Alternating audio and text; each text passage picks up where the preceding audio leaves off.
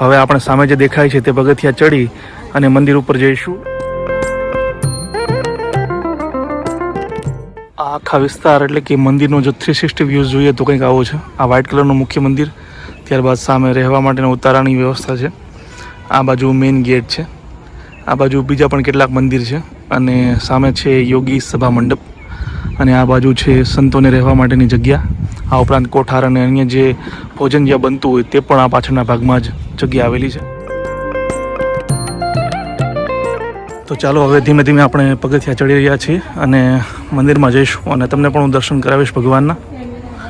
એકદમ શ્વેત રંગનું આ મંદિર છે, ભવ્ય મંદિર ખૂબ જ, અને પહેલી નજરે કોઈને પણ ગમી જાય તેવું ગોંડલનું આ મંદિર છે.